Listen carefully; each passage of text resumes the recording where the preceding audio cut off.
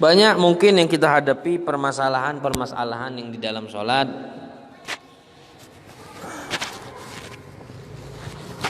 Gala ba'duhum, berkata sebagian para ulama, inna qira'ata maliki yaumiddin fil Fatihah afdal li ziyadatil harf wa li kulli harf 10 hasanat wa faddala ba'dhum al qira'a maliki yaumiddin li'annahu asahul qira'ah. Wa kana al-Habib Ali al-Habsyi qara'a fi raq'atil ula bimaliki yaumiddin wa fi tsaniyah bimaliki yaumiddin. Au ma ma'na hadza? Di sini dijelaskan trik cara membaca Maliki Yaumiddin di dalam surah Al-Fatihah. Sebagian para ulama mereka itu membaca Maliki Yaumiddin afdalu li ziyadatil harf. Paling afdal bacaannya itu mimnya itu dipanjangin. Maliki Yaumiddin agak dipanjangin, Maliki Yaumiddin. Mim alif. Bisa kemudian lam kaf. Maliki Yaumiddin li ziyadatil harf. Li ziyadatil alif. Mim habis mim alif. Ada sebagian riwayat lagi, ini riwayat, ada 2 riwayat. Jadi kalau ada wong maco dalam jadi imam, jangan kita salahkan. Kalau ada wong maco Maliki Yaumiddin, andai kata ada juga wong maco Maliki Yaumiddin, dipendekkan mim, Maliki Yaumiddin, mim lam kaf langsung Maliki Yaumiddin, jangan disalahkan juga. Karena di sini ada 2 riwayat bacaan. Kalau yang belajar dia ngerti. Yang tak belajar dia mudah nyala ke wong. Dia mudah nyala ke wong. Nah, sekarang kita menilai dari sisi mana afdoliannya. Baguslah bacaan yang dipanjangkan mimnya atau yang dipendekkan. Paham ya? Mana yang bagus? Maliki Yaumiddin atau Maliki Yaumiddin? Yang paling jawabannya yang paling afdal yang dipanjangkan mimnya. Kenapa? Maliki Yaumiddin. Kenapa? Kalau kita hitung Maliki Yaumiddin, berapa huruf di situ ada? Mim 1 huruf. Alif agak panjang kan alif 2 huruf. Lam 3 huruf. Kaf 4 huruf. Kalau yang tidak dipanjangkan tadi Maliki Yaumiddin, mim, lam, kaf 3 huruf. Sedangkan dalam hadis Nabi nyatakan setiap 1 huruf pahalanya 10. Mana yang lebih besar pahalanya dibanding yang tadi? Maliki Yaumiddin atau Maliki Yaumiddin?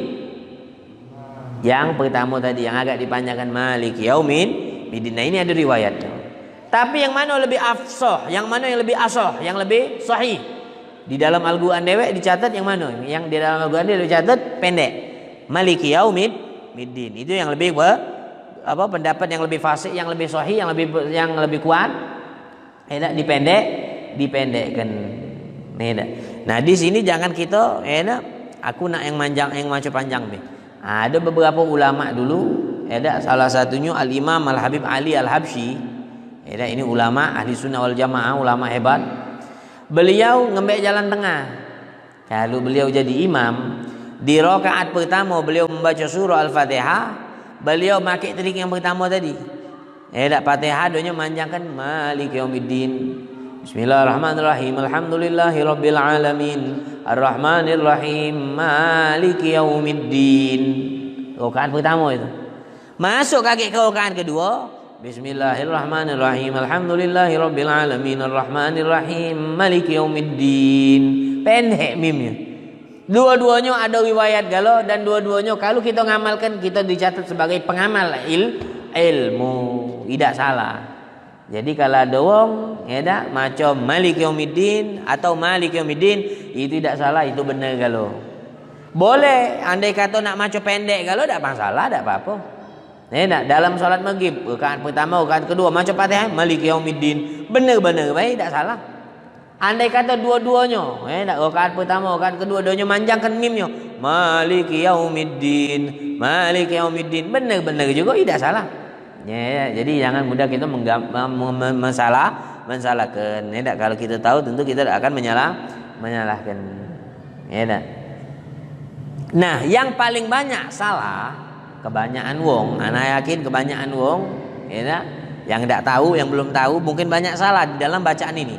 Ini khususnya bukan di dalam bacaan Al-Fatihah, khususnya di bacaan surah An-Nas. Qul a'udzu birabbin nas. Banyak wong salah. Malikin nas.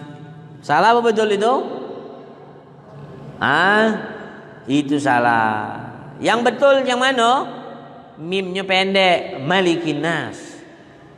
Yang benar itu Malikin nas, tapi banyak wong maco Malikin nas, Malikin nas. Mimnya panjang, itu salah. Elah, kata riwayat yang Nabi Muhammad maco Malikin nas. Tak ada kata tak ada dipanjangkan mimnya. Tapi kalau Fatihah tadi ada dua riwayat. Boleh kita panjang, boleh kita maco pendek. Jelas ya? Nah, jadi jangan mudah dipersalahkan. Karena anak dewek mengalami. Dulu anak pernah sholat dalam satu masjid, anak sebut nama masjidnya. Anak menggunakan teori yang diajarkan oleh ulama tadi. Rakaat pertama anak macanya panjang, rakaat kedua anak macanya pendek. Habis dari situ langsung ada yang komentar, antum tadi jadi imam salah. Salah di mananya? Salah di sisi mananya? Di dalam bacaan Fatihah. Oh baik, apanya dalam sisi yang mananya salah? Inti tadi maco Maliki Yaumiddinnya dipanjangin, rakaat kedua tadi pendek. Benarnya bukan hati panjang nanti. Donya nyalakan. Dia uang nyalakan. Dia kalau uang yang tidak tahu donya nyalakan. Tapi kalau dia yang tahu, dia pasti tahu tak berada, tak kalah dia mudah nyalakan. Nah sekiranya juga, kalau kita berada di tempat yang sekiranya uang tak ngerti, jangan kita membuat sesuatu yang agak asing di telinga mereka atau di keadaan mereka biar tidak dia tumbuh fitnah. Kita turutkan ala mereka. Ini sekadar untuk pengetahuan.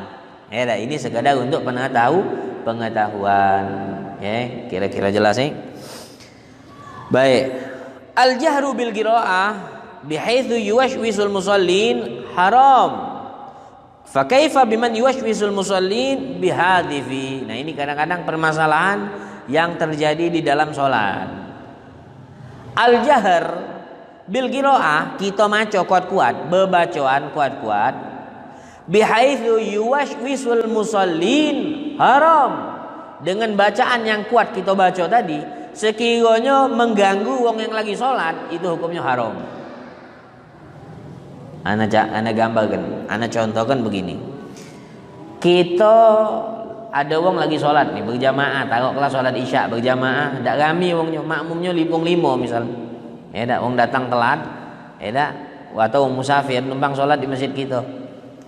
Numpang sholat di masjid kita. Kita lagi ngaji Quran. Ada wong sholat isya. Misalnya contoh ini. Kita maco Yasin atau maco Al-Qur'annya kuat-kuat. A'udzu billahi minasyaitonir rajim. Bismillahirrahmanirrahim. Disedong salat. Gara-gara bacaan kita tadi, salat wong ini terganggu, hukumnya haram. Hukumnya haram. Paham? Jadi zaman bacanya agak direndahkan karena disedong lagi salat. Paham ya? Jangankan salat. Andai kata waktu lagi tidur, waktu istirahat, gambar kelah, nyontoh ke nyoy tengah dalu jam 2 malam, jam 2 malam, wong lagi tidur kalau nih, pergi kita nih lagi semangat, lagi jos nian ibadat, bangun malam tahajud, pergi ke masjid, ya Allah, anak hari ini, alhamdulillah sholat tahajud, wong tidur kalau. Ngemehkan nyontoh ke tadi muka Quran tuh ngedepkan mikrofon, ngedepkan mic ngaji, A'udzu billahi minasyaitonir rajim. Jam 1 malam. Jam 1 malam. Ya tak? Nganggu orang lagi istirahat itu tak boleh. Nganggu orang istirahat tak boleh. Yang nganggu orang solat juga tak boleh. Tak boleh. Itu gambaran dengan cara maca Al-Quran. Ya tak? Kita nganggu orang, bacaan kita nganggu orang itu tak boleh. Tambah lagi, mafhumnya, ngambil kepahamannya. Kalau maca Quran tak boleh. Tambah lagi, sore hari atau malam hari atau siang hari, muka organ tunggal. Terganggu orang tidur. Misal, haram hukumnya. Paham Wong solat zuhur misalnya. Nah, ini anak ingatkan ngenjuk tahu ini membenahi. Tentu orang mungkin tak tahu. Jadi kita yang tahu kita ngenjuk tahu. Nah, misal hari Jumatan, hari Mingguan. Kadang-kadang banyak yang kondangan, Nah, kadang-kadang hari Mingguan ini ada organan. Nah, sekiranya kapan sudah beduk zuhur atau di situ ada orang lagi sholat, kita menghormati orang yang lagi sholat. Matikan dulu organannya, biarlah dulu orang sholat. Abisannya, yo aman pacak, nak ngelanjutkan, yo ngelanjutkan. Kalau di situ tak kata ada kemaksiatan di dalamnya. Kalau ada kemaksiatan tak boleh tetap. Tetap tidak boleh. Jelas Nah, di sini juga fa kaifa biman yuwashwisul musallin bihatifi. Bagaimana kalau mengganggu kekhusyuan wong salat dengan gara-gara hatif. Apa itu hatif? Handphone. Angkanya di masjid-masjid ada apa namanya tulisan itu? Ada tulisan biasa kalau di masjid-masjid matikan HP-nya, nonaktifkan handphonenya. Ya insyaallah tempat kita ngerti kalau di sini pembahasan penjelasannya lebih-lebih kalau ada HP berbunyi. Itu dah baca itu menjadi dihukumkan juga haram. Kenapa? Mengganggu kekhusyuan wong salat. Misal kita salat lagi khusyuk, wong yang ada di shop nomor 3 misal HP-nya hidup. HP-nya hidup. Wah, berbunyi, ributlah masjid. Jadi bingung kalau kekhusyuan tadi hilang. Nah, itu juga termasuk haram. Nah, ini kadang-kadang banyak terjadi di dalam kehidupan kita, terkadang-kadang di musola-musola atau di masjid insyaallah ada di tempat kita sini.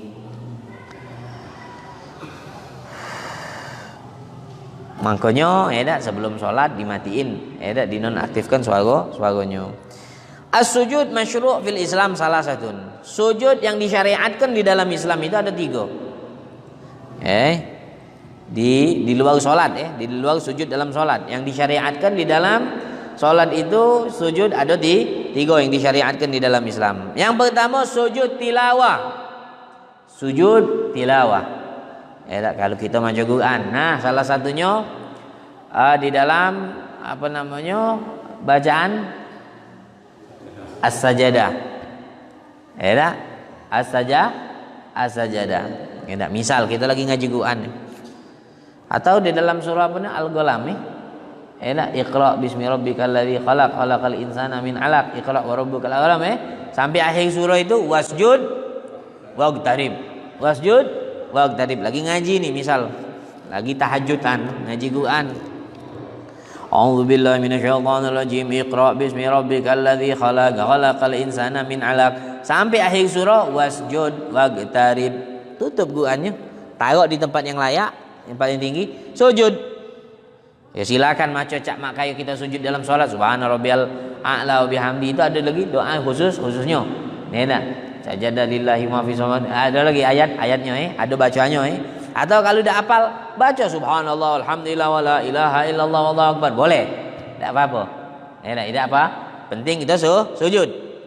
Kalau kita dalam sholat lagi tahajudan, lagi ngaji Quran atau di siang hari kita lagi ngaji Quran masuk ayat sajadah, ayat sujud, sujud tilawah, kita sujud tilawah. Atau kalau dalam sholat atau ke dalam sholat, nah biasanya besok subuh Jumat biasa baca sajadah, ada sujud tilawah. Nah itu memang sujud yang masyru', yang disyariatkan di dalam Islam. Nah tapi misal di dalam luar sholat tadi kita lagi ngaji Quran, maco tahu kalau gambar kelas surah Al-Ghalam tadi wasjud dari posisi kita lagi maca Quran, di situ ada saat-saat yang kita dimakruhkan,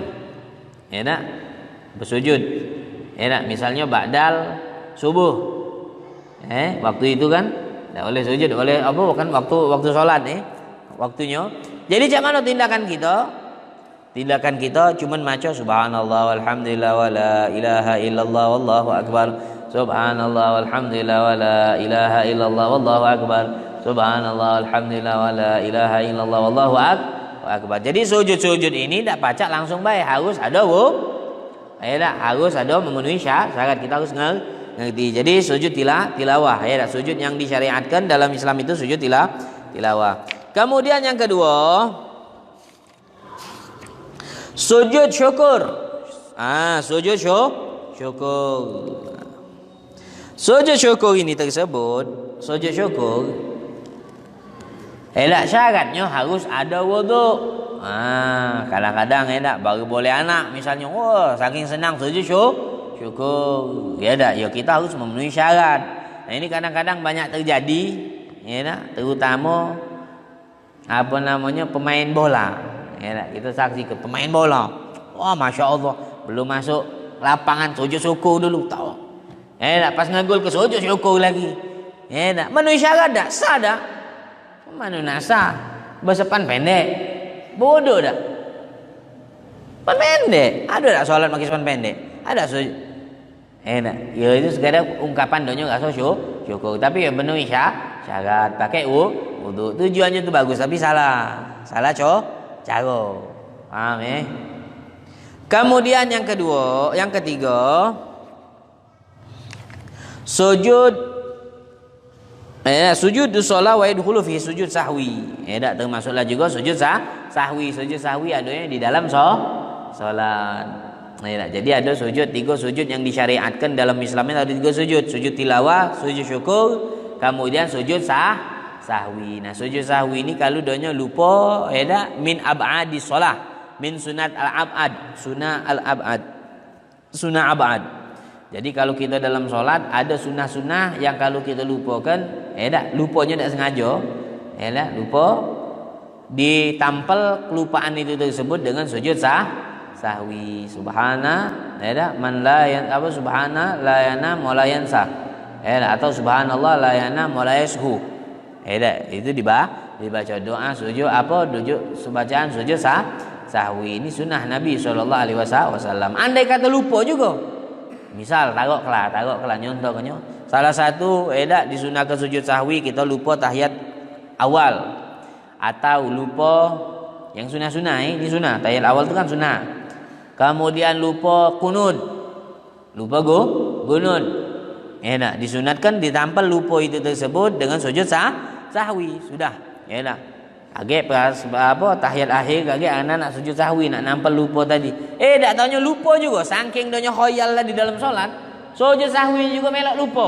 Assalamualaikum warahmatullahi. Assalamualaikum warahmatullahi. Baru sadar, ya Allah, anak lupa sujud sahwi tadi. Cak mana solatnya tadi sadar? Sadar apa-apa. Kalau donya sengaja lupa nan. Karena dia tak tahu lupa nian. Paham Nah itu kalau dia lupa sujud sahwi. Gil as-salat bisujud sahwi afdal min habiduni sab'ina marrah. Mana tindakannya? Mana yang lebih afdal, salat yang dengan sujud sahwi dan lupa, misal meninggalkan sunat tadi, kemudian ditambal dengan sujud sahwi, atau ada wong salat donyo tanpa sujud sahwi. Kalau donyo lupa tanya 70 kali donyo salat tanpa sujud sahwi, meninggalkan sunat, mana yang lebih afdal? Maka lebih afdal wong yang salat saat donyo lupa dengan sunah-sunah yang abad tadi ditambal dengan sujud sahwi, walaupun 2 rakaat itu lebih afdal daripada 70 rakaat tanpa dengan sujud sahwi. Jadi dianjurkan pakai sujud sujud sahwi. Nah di sini menurut takwil Al Habib Idrus Al Habsyi, sahwi, lupa di sini, maksudnya, sahwi di sini artinya, waktu donya sholat itu sahwi itu lupa, artinya donya sholat. Kadang-kadang kita ini kadang-kadang sholat lupa sama Allah. Artinya lupa macam mana? Banyakan kita, kita ini kadang-kadang sholat, pikiran kita ke dunia lain. Pikiran kita ke pasar. Tambah lagi sholat ngajak anak kecil. Sholat pikirannya ke budak. Atau sholat pun lagi lapar, pikirannya ke makan. Tak kita pungkiri, tak kita ingkari. Ini kadang-kadang terjadi sama kita.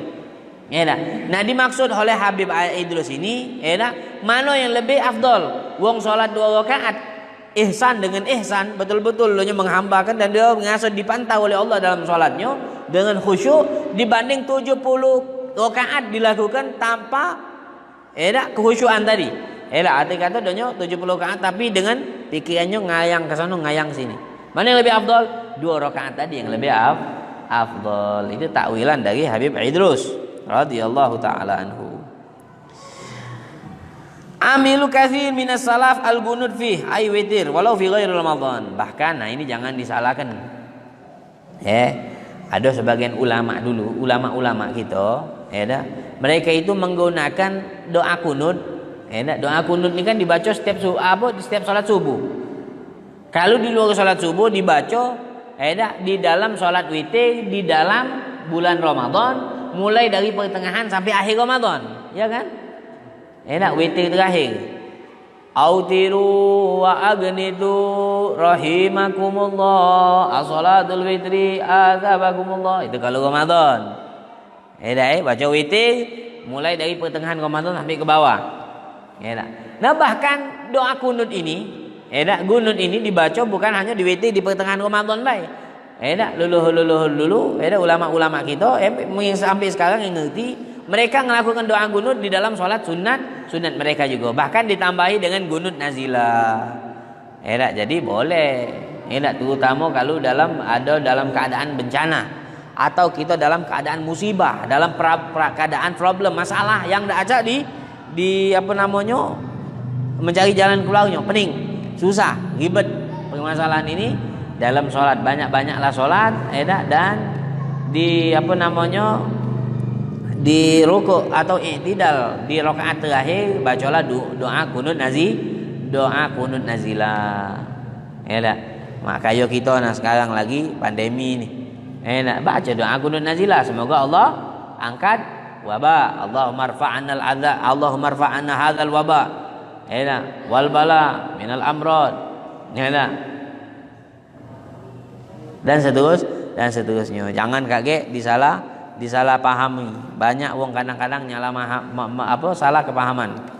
Ada pernah terjadi. Ada sikap masjid, ada sikap ustaz salat isya. Salat isyanya diumumkan di rakaat terakhir kita baca doa kunut nazilah. Diumumkan. Akhirnya ustaz ni tadi doa kunut nazilah. Selesai besok paginya gempar. Salat isya semalam tidak sah. Ngapa? Make doa kunut. Sedangkan kunut itu adanya di subuh bae, tak katik di isya. Langsung gempar. Yang pentingnya ni tadi tu, wong yang tak ngerti tadi, belum kenal dengan kunut nazilah. Sebetulnya boleh, jangankan isya. Zuhur, asar boleh dibaki, bacaan doa kunut nazilah. Bahkan di dalam solat sunnah pun boleh, membaca doa kunut nazilah. Ruya an Syafi'i radhiyallahu taala anhu tarkul kunut fi subuh lamma shalla ma'al jamaah al-Hanafiyah fil masjid imamihim bi dawahil Baghdad. Faqala katsirun minan nas fa'ala dzalika adaban ma'al imam. Nah, ini pernah terjadi, Nah, jadi sini kita jangan saling tuduh sana, jangan tuduh sini, jangan salah ke sini, jangan salah ke situ. Yang make kunut, alhamdulillah. Tidak make kunut, tidak apa-apa. Jangan kita permasalahkan. Ini masalah furu'. Kita Imam Syafi'i make kunut, yang Imam Abu Hanifah tidak pakai kunut. Silakan. Jangan saling hujat sini, hujat situ.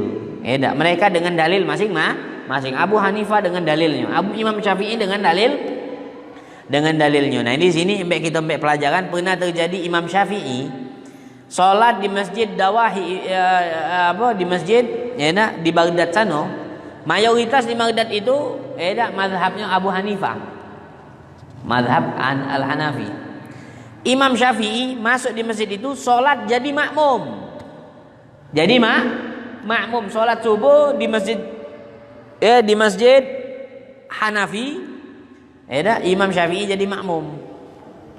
Yang imamnya ulama Hanafi bermadhab Imam Ahmad. Doanya subuh tak pakai kunut, sedangkan Imam Syafi'i jadi makmum. Paham ya? Subuhnya tak pakai kunut, Imam Syafi'i pun taat nunduk melok tak pakai kunut juga karena posisi Imam Syafi'i saat itu berada jadi makmum nuruti imam. Kenapa Imam Syafi'i itu? Imam Syafi'i tahu kondisinya. Di sini wong tak berkunut kalau. Maka Imam Syafi'i ngepaskan dunia beliau dan juga tak ada melok jadi tidak pakai kunut. Kenapa? Adaban ma'al imam. Adab kepada Imam Abu Hanifah, karena Abu Hanifah guru daripada Imam Syafi'i radhiyallahu taala anhu, saling nyocoki. Bukan kita inti tak berkunut. Yang ini pakai kunut, yang tidak berkunut komentar inti ngapa berkunut tu? Tak salah berkunut. Nah itu lebih besar lagi salahnya. Wong berdoa dimarahi. Yang tidak berdoa ya sudah. Mungkin denyo nafsi. Kira-kira jelas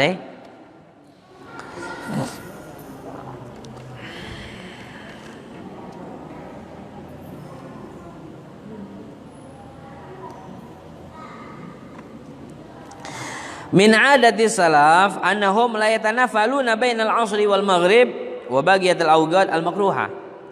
Sebagian leluhur kita mereka itu tidak melaksanakan sholat sunnah antara asar dan maghrib. Jadi habis asar itu tidak salah lagi sholat sunnah, tidak kati. Ba'dal asar juga tidak kati. Mereka itu dah. Kenapa? Tidak galak, bukan tidak galak sholatnya, tapi waktunya itu waktu makruha. Waktunya makruh. Waktunya itu makruh.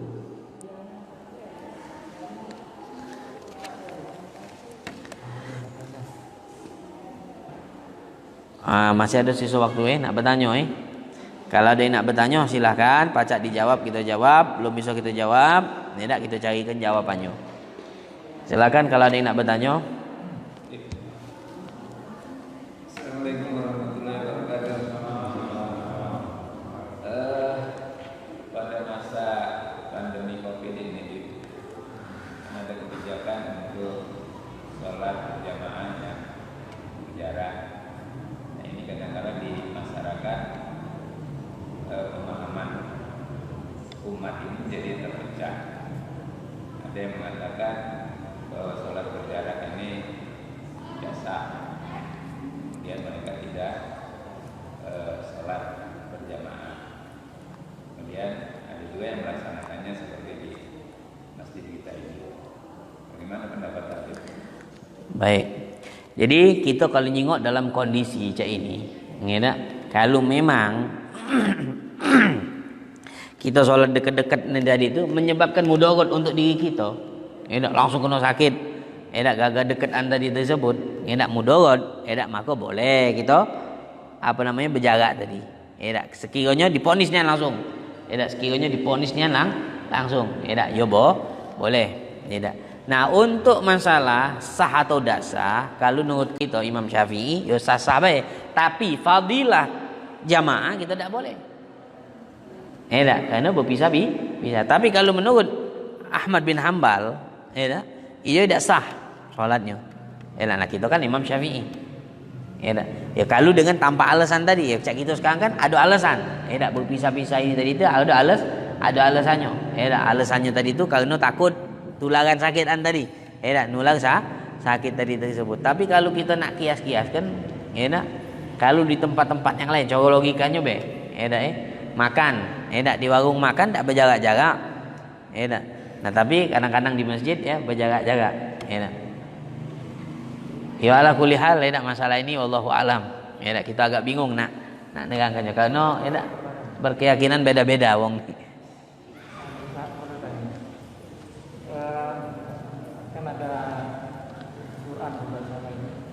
kita wajib mentaati Allah wa Rasul wa ulil amri minkum. Jadi ulil amri minkum itu kan ada bidang-bidangnya, ada ekonomi, kesehatan, agama, pertanian. Jadi kalau orang yang cocok tanam, patuhilah apa yang rambu-rambu dari pertanian, karena dia tahu cuaca, tahu hama. Nah misalnya ulil amri kan melalui terus turunannya kan ada Majelis Ulama. Terus lalu rujukan internasionalnya kan ada. Nah bagaimana sikap kita dengan ayat itu? Apakah patuh itu sebuah kewajiban atau kita menyadari sendiri boleh menentang itu? Memang dalam Al-Quran itu ada firman Allah nyatakan taatilah Allah, taatilah Rasul wa ulil amri minkum. Pemimpin, pejabat yang di atasnya. Kita di Indonesia ada majelis MUI, Majelis Ulama Indonesia. Bagaimana fatwa mereka, ya kita jengok. Atau yang menteri agama misalnya kementerian. Kita jengok dulu. Kita jengok. Kalau mereka ngomong, jengok situasi keadaan memang berbahaya. Jangan, maka taat kita harus. Misal jangan keluar dulu dari rumah, maka taat kita perintah dari mereka jangan keluar rumah. Wajib kita taat sama mereka, perintah mereka itu wajib. Misal masalah isbat, sidang isbat tadi masuk Ramadan atau belum. Dikan untuk ahli yang bidangnya. Ahli nujum, dari bidang dari badan kementerian tadi. Memang wajib hukumnya kita harus taati. Nah tapi perlu kita garis bawahi. Sekiranya di situ mereka memerintahkan tapi bukan dengan kemaslahatan, misalnya bertolak. Misalnya memang kita perintahkan harus taat dengan ulil amri. Misalnya nyontoh selagi perintah mereka itu benar, wajib kita taati. Kalau perintah mereka itu melenceng dari garis yang benar, misalnya nyontohkan kita disuruh buka aurat galau, misal. Apakah di saat itu tetap kita wajib? Tidak wajib. Di dalam melenceng dari ajaran yang sudah diatur oleh syariat. Tentu mereka orang yang berprofesi, mereka orang yang ngerti soal bidang-bidang agama, maka wajib kita harus taati mereka kalau mereka yang memerintahkan. Tapi kalau sekiranya melenceng dengan kebanyakan ulama melenceng, misal tentu tutup buka aurat, misalnya disuruh tidak ada salah pakai jilbab, misal untuk betina, maka di situ tidak boleh kita taati. La ta'atan, dalam hadisnya Nabi bersabda, la ta'atan li makhluk fi maksiatil khaliq. Jangan taat kepada makhluk di dalam bermaksiat kepada Allah. Jadi selagi itu perintahnya benar, bagus, tidak melenceng dari ajaran Allah, dari perintah Allah, dari perintah Nabi Muhammad yang sudah ditetapkan, selagi itu tidak melenceng, taat wajib hukumnya. Misal masalah sidang isbat tadi. Nah, sekarang kan pandemi ini. Ya mereka kan lebih paham, setiap sesuatu itu ada bidang-bidangnya. Ustadz bidangnya sini. Masalah ini tadi itu, ya bidang-bidangnya masing-masing. Mereka lebih paham, ya, posisi kita saat itu harus taat, tapi kita di situ jengok. Kalau sekiranya banyak ngelenceng dari yang sudah ditetapkan, ya kita harus ada pertimbangan juga.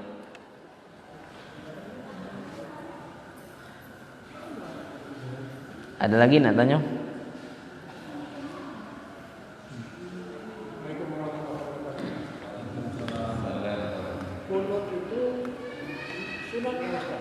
Kunut itu sunnah. Kalau kita melaksanakan kunut, kadang-kadang kita melaksanakan, kadang-kadang tidak, karena sunnah tadi. Gimana kira-kira? Nah, jadi di dalam sholat itu ada sunat hayat, ada sunat ab'ad. Sunnah hayat, ada lagi sunnah ab'ad. Nah, sunnah ab'ad tadi, salah satunya kalau kita lupa ngelakukannya, ditampil dengan kunut. Nah, kunut tadi termasuk daripada sunnah ab'ad. Jadi sunnah ab'ad tadi itu salawat dalam tasyahud pertama. Tasyahud pertama itu termasuk sunnah ab'ad. Termasuklah juga kunut tadi sunnah ab'ad. Andai kata kita lupa, harus ditampil dengan sujud sahwi. Namun kita tidak lupa harus dibaca. Karena itu sunat Nabi SAW, tidak boleh ditinggalkan. Andai kata ditinggalkan ditampil dengan sujud sahwi. Itu kunut ab'ad tadi. Salat sunnah kunut sunnah ab'ad tadi. Kalau sunnah hayat, andai kata kita tidak lakukan, tidak harus ditutup ditampil dengan sujud sahwi. Seperti misalnya maco 3 kali. Subhanallahil azim wa bihamdi subhanallahil azim itu kan sunnah. Itu bacaan sunnah atau tidak maco ayat. Tidak maco ayat itu juga tidak ada harus ditampil dengan. Paham? Jadi kalau kunut tadi, dia sunnah hukumnya. Andai kata kita lupa, ditampil dengan sujud sahwi. Andai kata lupa sujud sahwi juga ya sudah. Tidak kita melakukan itu tetap sah salat kita, tidak ada berpengaruh dengan hukum sah tidak sahnya salat.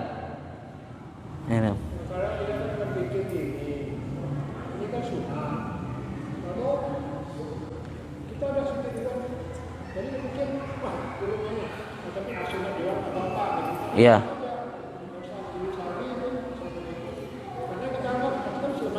Iya. Ya karena udah lupa, lagi salat itu sudah lewat aja gitu. Kita ingatnya sebelum salam sholat atau sesudah salam sholat? Sesudah salam. Sebelum salam. Ya makanya tadi kalau kita ingat, untuk kedepannya itu salah satu sunnah ab'ad. Sunnah ab'ad tadi kalau dilupakan harus ditampel dengan doa sujud sahwi. Andai kata tidak juga ya tidak apa-apa. Kalau sesuatu kita sudah biasa laksanakan kunut, walaupun itu sunnah, semuanya wajib kita laksanakan terus menerus. Kok gitu? Kan tadi sunnah dianggap. Iya. Sekarang kita suatu saat kita nggak usah saya kunut lah, nggak usah kunut, alhamdulillah. Jadi soalnya kalau sunnah itu menurut saya, kadang kita boleh lakukan, kadang enggak. Misalnya mungkin seminggu berturut-turut kita kunut, mungkin berapa hari enggak, itu yang. Tapi kalau lupa pun harus pakai sujud sahwi, itu seolah wajib jadinya kan. Itu bukan wajib, itu sebagai penampil, penyempurna. Kalau tidak nak pakai sujud sahwi juga tidak masalah.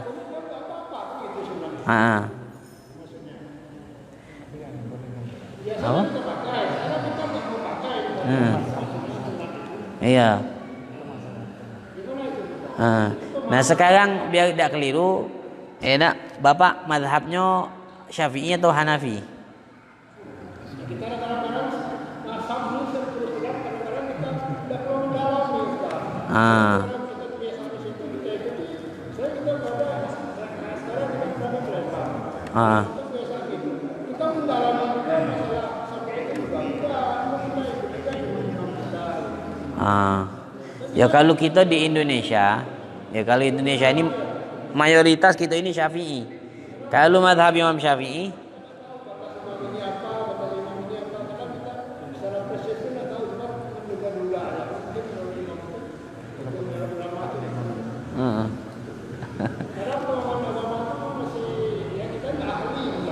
ya. Ya pokoknya hukum tetap, hukum kunut itu sunat. Siapa yang meninggalkan sholat doa kunut ditutup dengan sujud sahwi. Itu hukumnya tetap sunat, bukan wajib. Itu tidak wajib, itu sunat. Tapi ya bagi mazhab kami, mazhab Imam Syafi'i, hukumnya sunat.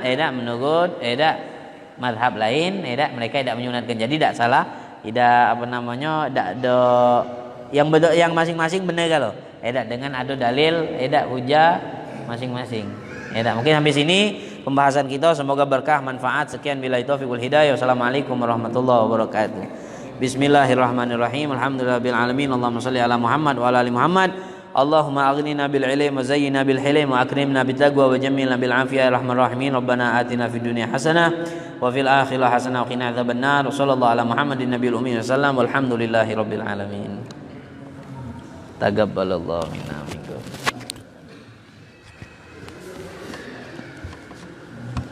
Hah?